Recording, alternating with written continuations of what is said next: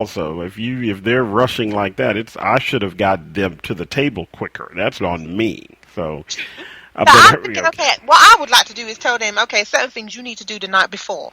So you need to find your socks, find your shirt, find your shoes, make sure you know where your school bag is and all that. Because I'm not messing with you tomorrow morning when you want to be telling me, Mommy, I can't find this. No, I told you to make sure that it's there the night before, then you can stay in bed. But don't you think if you're organized as a parent or as a partners, it's different because you have an older person and that person that you're with in a relationship and they're constantly late. It's difficult to break that habit of an older person. But a child, you can teach them to be more organized. Yeah, I would say to them, okay, so now we're going to get everything ready for tomorrow. So your uniform or whatever it is, your shoes, your socks, put it everywhere so you can find it in the morning. Because, people are tired in the morning. You should be looking at things.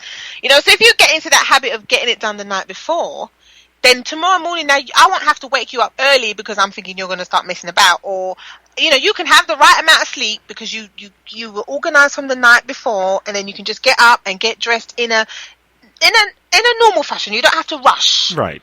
Be looking for things, So I was like, okay, well, but they're saying that you shouldn't be telling them that. Obviously, if you're telling them that every day, then that's a problem, isn't it? Hurry up.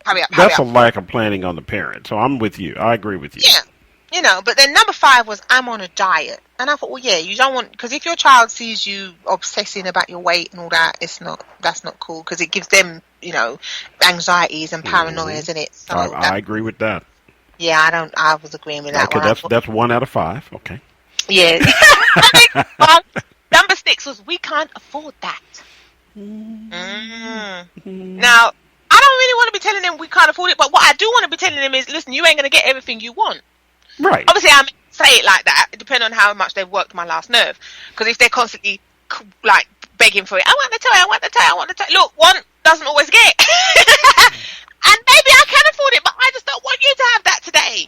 Because you need to work for it. You need to earn it. You can't have a toy every time you go to the market, isn't it? You can't have a new toy every time you take them shopping. You just, no. Because they will start to associate going shopping with getting something new. Right. And you don't want that.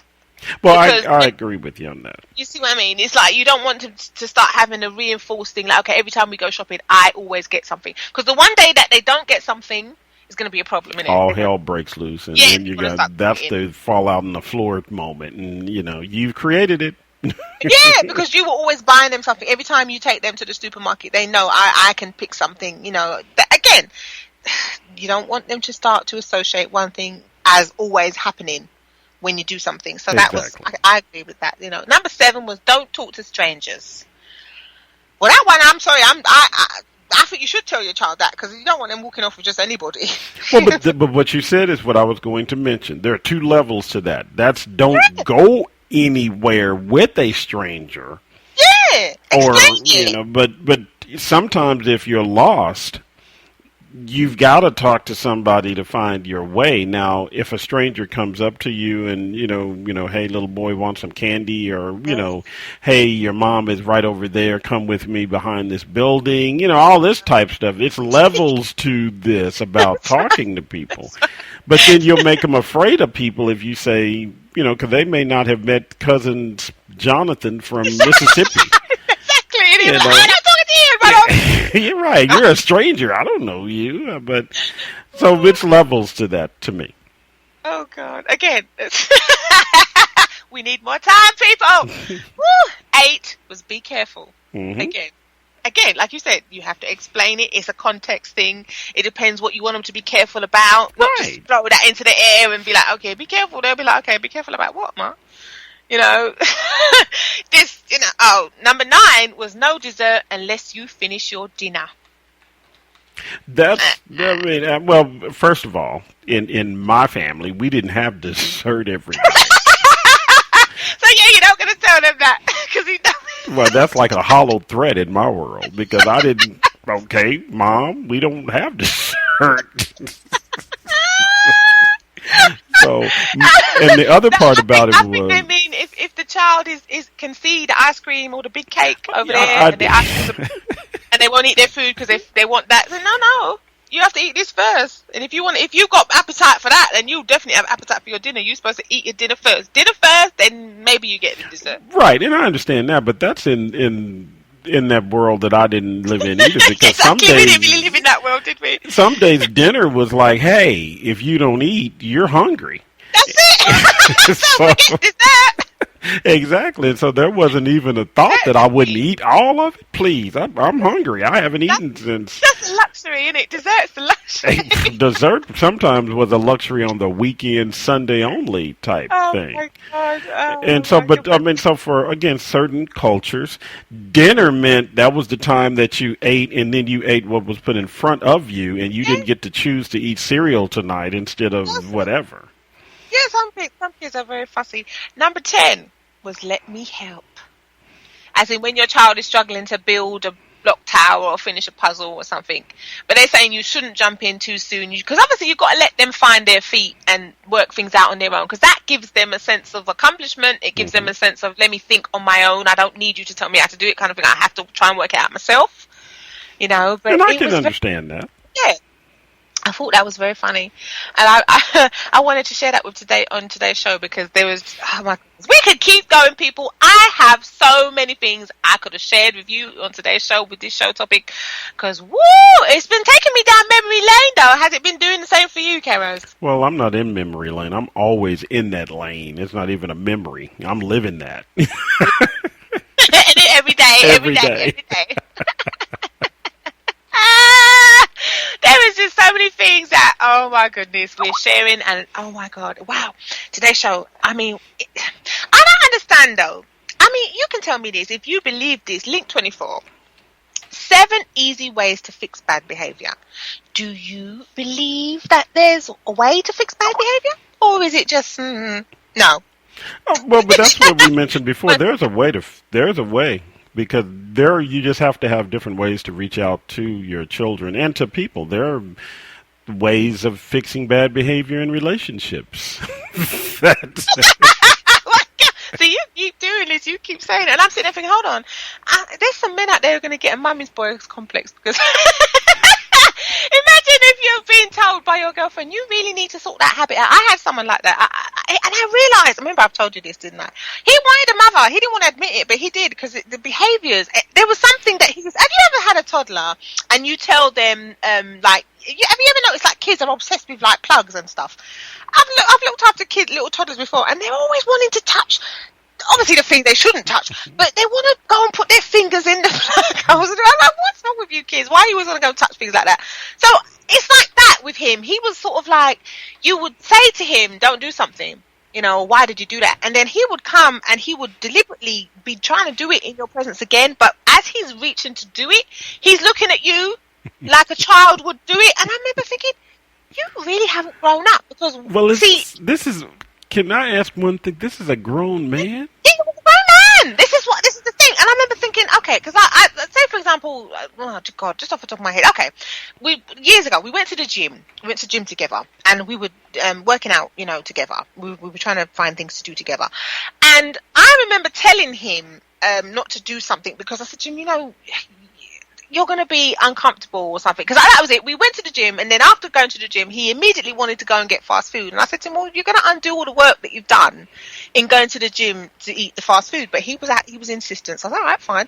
He went and bought the fast food. And then later on now, he comes over and he starts complaining, and he's saying, oh, my chest is hurting me, and my arm and all this. And I said, go away. Because I told you, right, don't do that, and you won't listen. So, and then he was like, oh, but I'm in pain, and he wanted all sympathy. And I said, oh, I don't care. Listen, I told you don't do it, right? So you need to go away. And I said to him, listen, who's it hurting? When I was trying to tell you, I was trying to save you from being uncomfortable. So I'm not the one who's in pain. So I don't mind. So you need to move now, because I was watching telly, and I said to him, you need to move that way. Because I've got no sympathy for you, because I told you, don't do that. And you didn't listen. And you're a grown man, and you decided to go your own way. So I'm not going to give you no sympathy for having pains in your chest after you ganneted down that food. And I told you, don't do it. And we're talking about someone who really hasn't grown up. This is somebody that is and I'm using a term that I normally won't use this word on SoMetro, but a grown-ass man. And you're doing things that a child would do. So that's a red flag in a relationship to me. Oh, there were too many red flags. Let's just put it like that after a while. Because it literally, have you ever seen a child when you tell them don't touch the plug and they're reaching to touch the plug and they're looking at you as they are reaching? Yep. So they're waiting for you to tell them don't do that, and then eventually they're waiting for you to snap and smack them. That's what they're waiting for. But I'm like, why would you tempt that because reaction? As a child, I can see that because you're still, as a child, your neurons haven't fired to the point that you understand.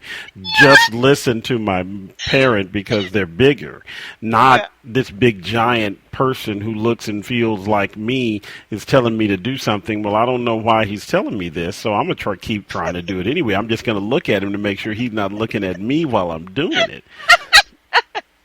Yeah, but when you apply that to a grown man, it's a whole new ballgame, isn't it? That's a former relationship. When the way I hear it now, when they're doing that and you're in a relationship with them, that means now you're in a former relationship because you need to get out. So childish. I just was like, why are you so childish? And it was little silly things that he used to do. I remember one time I poured a drink. I remember I'd already given him a drink, and then I poured myself a drink, and I'd cooked us dinner. And you know this, he drank his drink down straight, and then he tried to reach for my drink to drink it again. And I looked at him, and I said to him, don't ever do that again.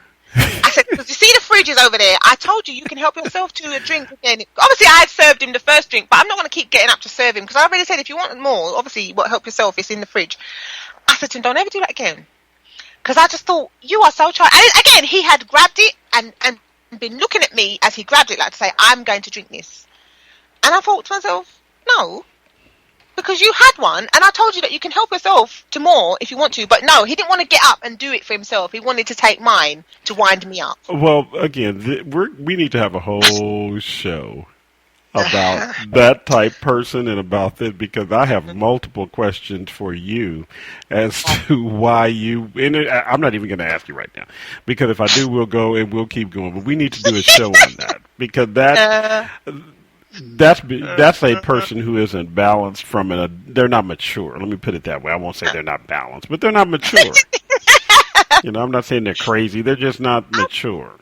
I wasn't happy. And to say that I treated him, then it started to become almost like I felt like I was almost acting like his mother at times. Because I just had to be like, don't do that. This is how you should do this. And I just thought, no, I don't want to mother you. Come on now. But there's so much that I'm not saying right now because it would take us another show to do this. So we have to do a show on this subject and make sure that you write this down, because we have to do another show. We touched on it on a show. But we've got to do an entire show. We touched on it. We just did it as they say, a teeny bit. Okay, a teeny bit. But we need to do a whole show on the whole concept, because there's also, daddy's girls and mother's boys. So. Oh, yeah, that's a whole new something else. Oh, man, I tell you, I know my time is running out, people, because this is what always happens here on the Ask-Avani-Show. We just go over, and there's so many things that we could talk about and keep talking about, right? So I just want to ask this question. Link 30, actually, K-Rose. Now, I want to know, because I agree with the Pope, okay? But some people may not agree with the Pope. And the article says the Pope is right. Sometimes smacking your kid works. And I was like, okay. So even the Pope, see, he's a modern Pope. I like this Pope. He knows that sometimes, as you guys say, if your child has worked your last nerve, only a smack will do, innit? And I won't even spank my guys out of nerve. It has to be something to where it has gotten to a point to where they are doing something, endangering themselves, and they keep doing it, because the time that you become the politically correct parent and you don't discipline them after they've done it, to me, 2 times is enough. Oh, well, they're doing it. Some of these people will let them do this up to 10, 15 men. They're going to hurt themselves or someone else, and you got to put a stop to that. Yeah, I mean, because even I know you've seen the latest show over there. We've seen snippets of it. The TD Jakes show. He's got his own chat show now, hasn't he? So there's a new Cho King in town. And I remember seeing on there that Angie Stone and her daughter, because we heard about the fight that they had. So I remember thinking, wow. And I watched the episode and I thought, oh my God, and she's a grown woman, Diamond, now, isn't she? So is it okay for a mother to still believe that she can discipline her daughter? Obviously, they had a fight. Let's just say it like it is. They had a fight. But there's things like that. And over here, they're trying to have the rules to say they want to outlaw it. They want to ban it and make it illegal to smack your child. And there's all these things that you think about.